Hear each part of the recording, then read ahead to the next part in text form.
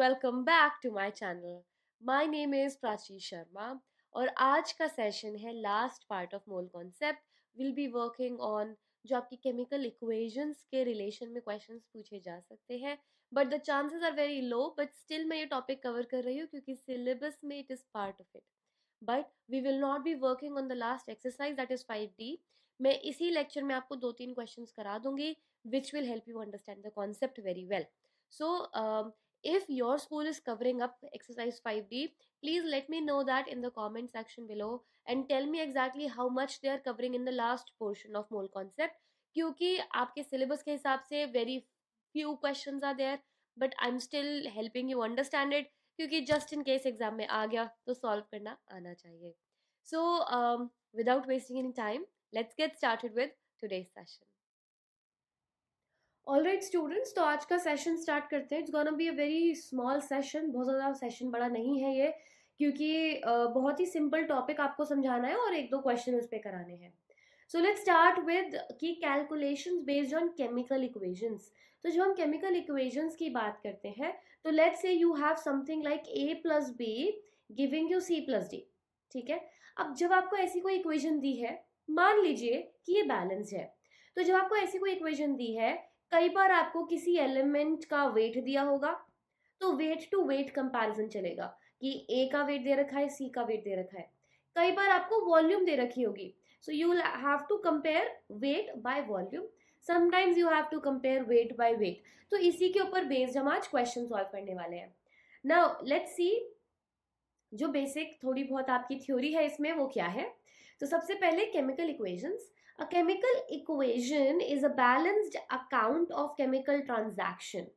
It is not merely a qualitative statement, but it also gives quantitative information of a chemical reaction.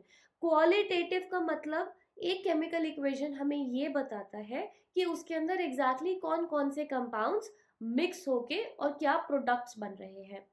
Quantitative का मतलब है कि वो हमें ये भी इंफॉर्मेशन बताता है कि कितनी कितनी क्वांटिटी में ये काम हो रहा है. मतलब कि आपका अगर आपका रिएक्टेंट अगर A है और B है, वो कितनी कितनी क्वांटिटी में आप कंबाइन कर रहे हो और जो प्रोडक्ट में आउटपुट्स आ रहे हैं वो किस क्वांटिटी में आ रहे हैं. That is quantitative analysis. Now chemical equation give information about किस किस बारे में आपको इंफॉर्मेशन पता चलती है from a chemical equation. So the first is moles and masses of various reactants and products.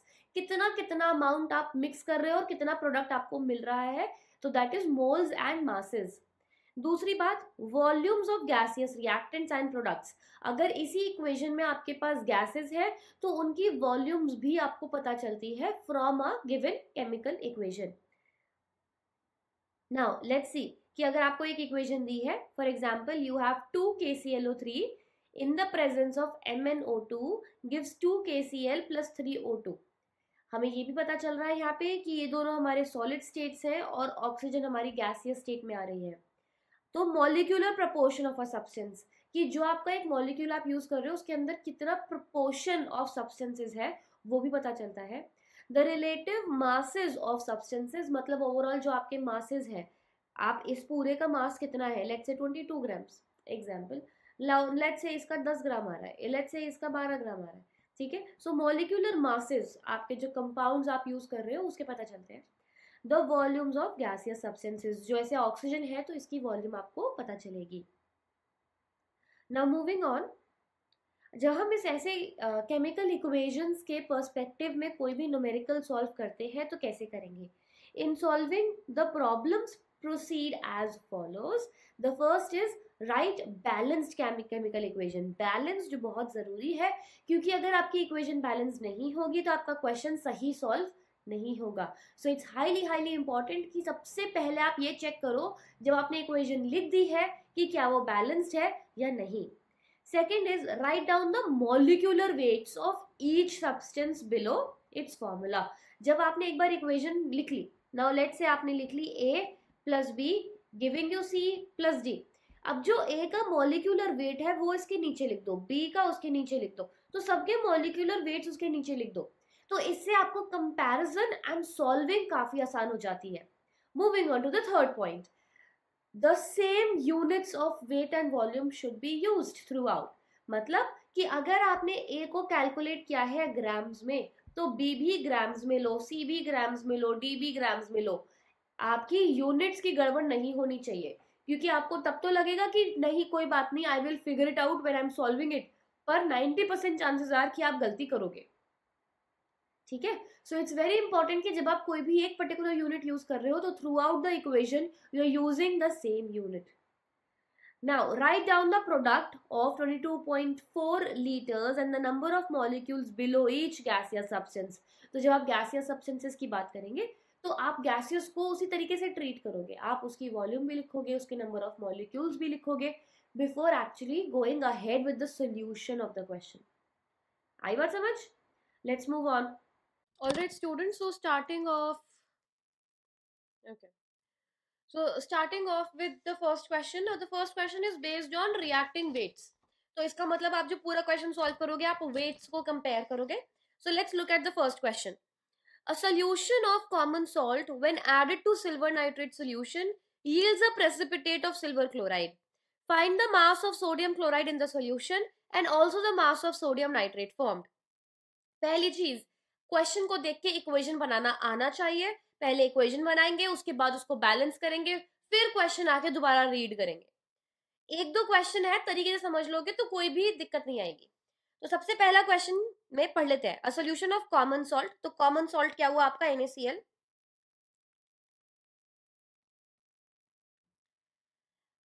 A solution of common salt when added to silver nitrate. Silver nitrate क्या हुआ? AgNO3. yields a precipitate of silver chloride. So silver chloride क्या हुआ? AgCl. Find the mass of sodium chloride in the solution and also sodium nitrate formed. तो sodium nitrate NaNO3. ठीक है, अब इसके बाद आप चेक करेंगे कि बैलेंस्ड है या नहीं. मुझे काफी हद तक बैलेंस्ड लग रही है. हाँ, इट इज बैलेंस्ड. तो आपको पहला स्टेप इक्वेशन लिखेंगे, दूसरा स्टेप आप चेक करेंगे बैलेंसिंग. अब तीसरा स्टेप क्वेश्चन दोबारा पढ़ेंगे. क्वेश्चन में बोला है solution of common salt when added to silver nitrate solution yields a precipitate silver chloride. और सिल्वर क्लोराइड के साथ ब्रैकेट में लिखा है 0.28. तो इसका मतलब 0.28 ग्राम्स. ठीक है, find the mass of sodium chloride. Sodium chloride का मास निकालना है in the solution and also the mass of sodium nitrate form and also the mass of sodium nitrate form. इतनी बात समझ में आ गई? NaCl का निकालना है मास और NaNO3 का मास निकालना है. पहला स्टेप इक्वेशन लिख ली, दूसरा स्टेप बैलेंस कर ली, तीसरा स्टेप क्वेश्चन दोबारा पढ़ के ये मार्क करो कि क्या दे रखा है और क्या निकालना है. ये हो गया तीसरा स्टेप. सबके मॉलिक्यूलर मासेस सब एलिमेंट्स के, सब कंपाउंड्स के नीचे लिखेंगे. तो जब आपके पास है NaCl, अब मैं सबके कैलकुलेट नहीं कर रही क्योंकि आई नो कि आपको कैलकुलेट करना आता होगा, नहीं आता तो पूछ लेना. पर अगर आपका NaCl है तो I am just writing what I know कि 58.5 ग्राम्स है NaCl. उसके बाद सिल्वर क्लोराइड 143.5 ग्राम्स. उसके बाद NaNO3 इज 85. अब मैंने AgNO3 का क्यों नहीं लिखा? क्योंकि जब मैंने क्वेश्चन पढ़ा था आई रियलाइज कि इसके बारे में कुछ पूछा नहीं गया है, तो मैं क्यों टाइम वेस्ट करूं. जिसके बारे में पूछा गया उसी के बारे में लिख लो, बात खत्म. अब इसे कैलकुलेट करना है. अब कैसे कैलकुलेट करेंगे? अब सबसे पहले आप क्या चीज कैलकुलेट करो? सबसे पहले आप ये कैलकुलेट करो कि आपस में रिलेशन कैसे है. ठीक है, तो जब हम रिलेशन कंपेयर करते हैं तो हम किसी भी दो चीजों को पकड़ो, एक जिसके बारे में सारी इंफॉर्मेशन है और एक जो निकालनी है. ठीक है, अब आप निकाल सकते हो इसमें से, लेट्स से NaCl निकालते हैं. ठीक है, तो आप कैसे निकालो? आप निकालोगे कि पहले आप AgCl को कंपेयर करोगे और उसके रेफरेंस में आप NaCl कैलकुलेट करोगे. मैं आपको बताती हूँ कैसे. 143.5 ग्राम्स ऑफ AgCl. ठीक है, इतना आपको पूरा वेट दे रखा है. इसमें से आपको कितना NaCl यूज किया था बनने के लिए? 143.5 ग्राम्स ऑफ AgCl को बनाने के लिए कितना NaCl यूज किया था? 58.5 ग्राम यूज किया था. 1 ग्राम ऑफ AgCl बनाने के लिए कितना NaCl यूज किया? 58.5 डिवाइडेड बाय 143.5 ग्राम. ठीक है, अब AgCl की इंफॉर्मेशन दे रखी है 0.28. तो 0.28 ग्राम ऑफ AgCl बनाने के लिए कितना यूज हुआ? 58.5 डिवाइडेड बाय 143.5 टाइम्स 0.28, ठीक है, इतना यूज हुआ NaCl। आगे बात समझ? इसे आप फर्दर कैलकुलेट करोगे तो आ जाएगा 0.114 ग्राम ऑफ NaCl। आ गया क्वेश्चन समझ? इसी तरीके से आप सेकंड पार्ट करोगे। अब आपको दो चीजें पता चल गई, आपको NaCl की भी पूरी इंफॉर्मेशन आ गई, आपको AgCl की भी आ गई। अब क्योंकि आपको NaNO3 निकालना है, आप दोनों में से कोई भी इंफॉर्मेशन यूज कर सकते हो। आप AgCl वाली भी यूज कर सकते हो, या जो अभी आपने फ्रेशली NaCl की वैल्यूज निकाली है वो यूज कर सकते हो। जो वैल्यूज आपको अच्छी लगे वो यूज कर लो। तो अगर हम इस केस में लेट से हम सोडियम क्लोराइड यूज करें, सोडियम क्लोराइड की इंफॉर्मेशन है 0.144 तो अब क्या होगा? 58.5 ग्राम्स 58.5 ग्राम्स ऑफ NaCl ने कितना लिबरेट करा NaNO3? 85 ग्राम्स 85 ग्राम्स NaNO3 बनाया इसने। तो अगर मैं 1 ग्राम ऑफ NaCl यूज करूंगी तो कितना होगा? 85 डिवाइडेड बाय 58.5 NaNO3 बनेगा। आगे बात समझ? और हमें निकालना कितने पे है? 0.114। तो 0.114 ये वो वैल्यू जो आपने अभी भी कैलकुलेट करी है। इतने NaCl को निकालने के लिए 85 अपॉन 58.5 टाइम 0.114 ग्राम्स, ठीक है, ये आपका NaNO3 आ गया। इसे आप फर्दर कैलकुलेट करोगे, इट विल बी 0.165। आगे बात समझ? अब एग्जाम में लिखोगे कैसे? एग्जाम में ऐसे लिखोगे, सबसे पहले इक्वेशन लिखी, चेक करा बैलेंस है नहीं है, दूसरा स्टेप सबके मॉलिक्यूलर मासेस निकाल लिए, उसी का निकालना जिसकी जरूरत हो। उसके बाद आप कैलकुलेट करोगे कि 14.5 ग्राम्स ऑफ सिल्वर क्लोराइड, उससे आपको 58.5 ग्राम्स ऑफ NaCl यूज करना पड़ा, फिर 0.28 में कितना यूज करना पड़ेगा, वो ये रहा। पूरे पूरे स्टेटमेंट लिखने पड़ेंगे तभी नंबर पूरे मिलेंगे, वरना नंबर कट कटा के मिलेंगे। जैसे कट कटा के आप आंसर लिखोगे वैसे ही कट कटा के नंबर मिलेंगे।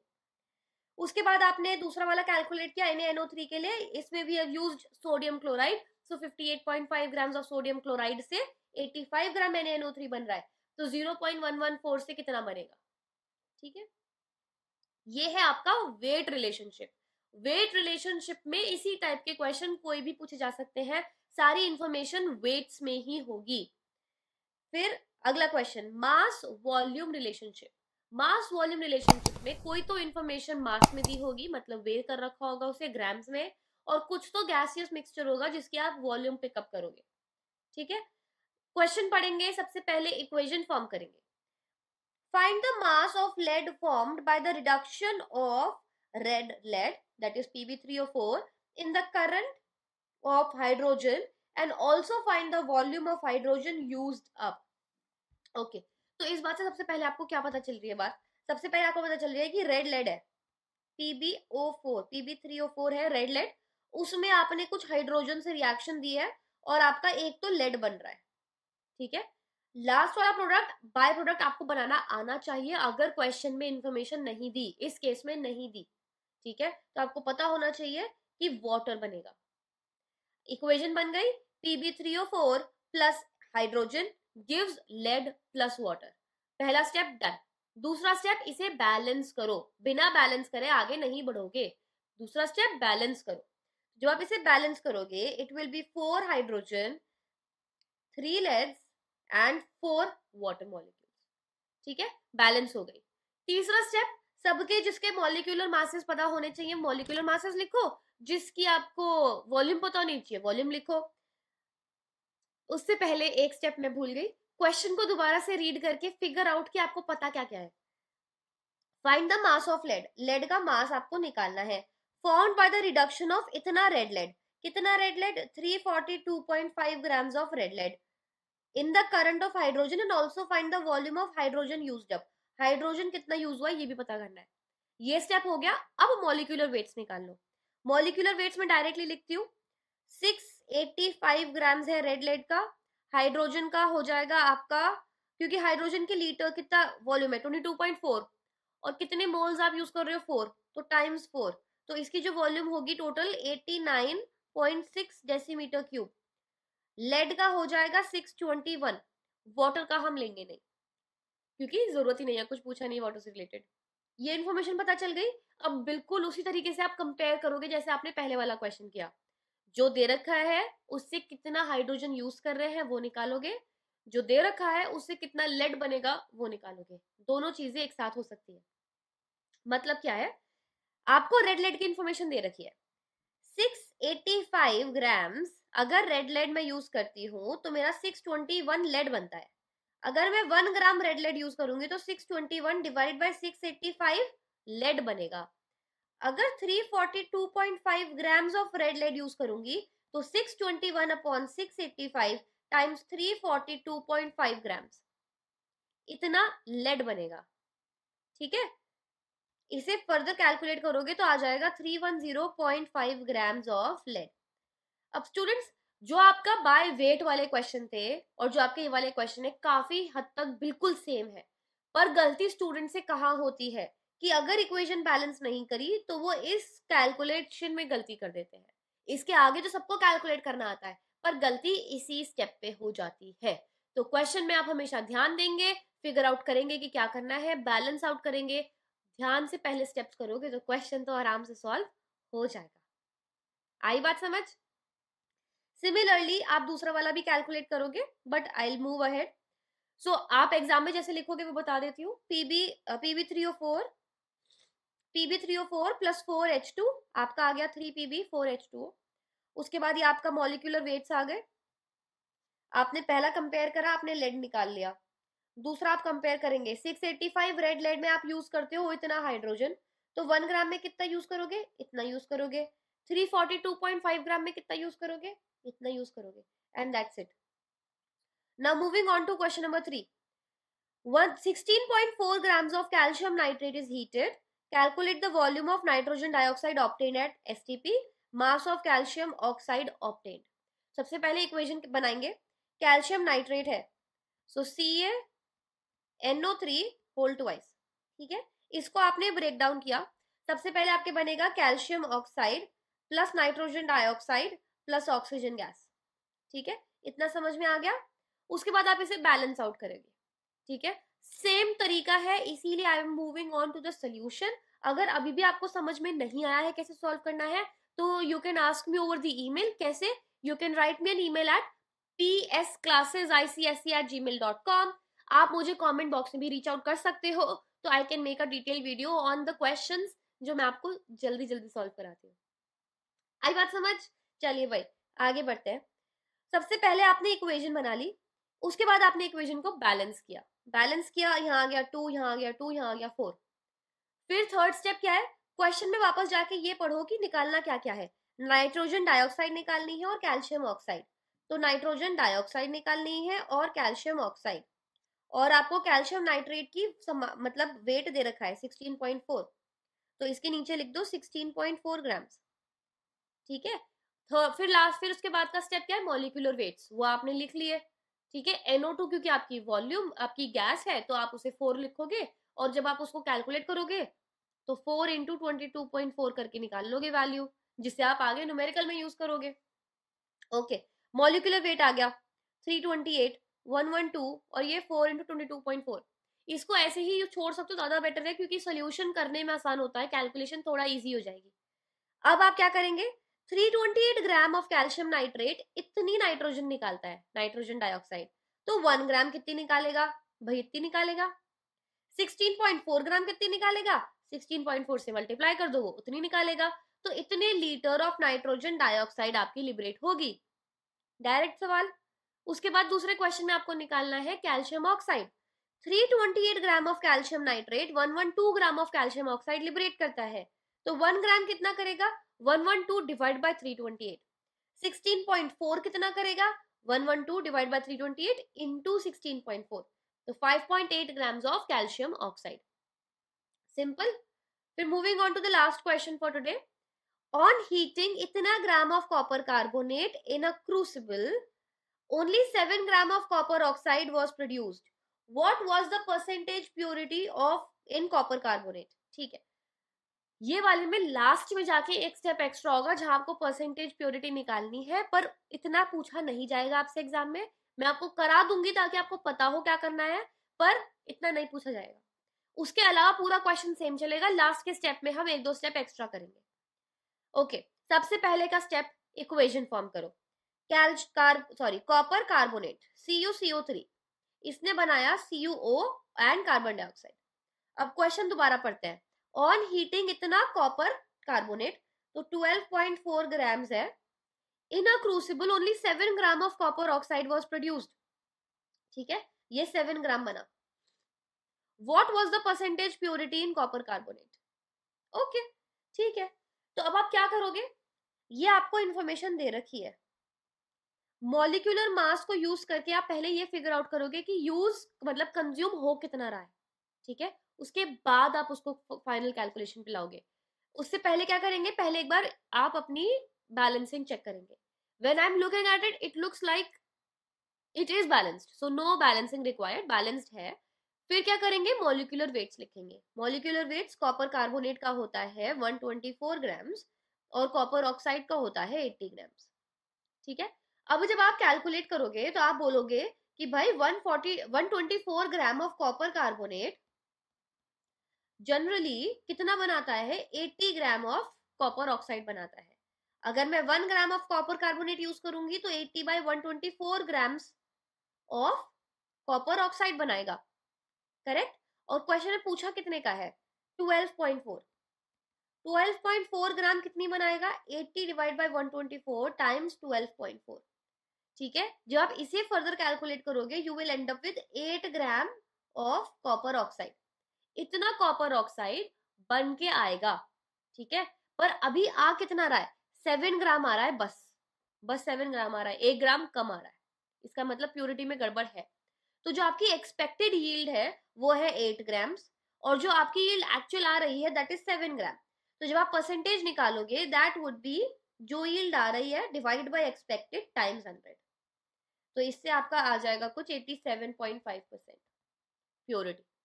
ये प्योरिटी का क्वेश्चन अगर आया तो किसी भी क्वेश्चन का पार्ट बन के आ सकता है।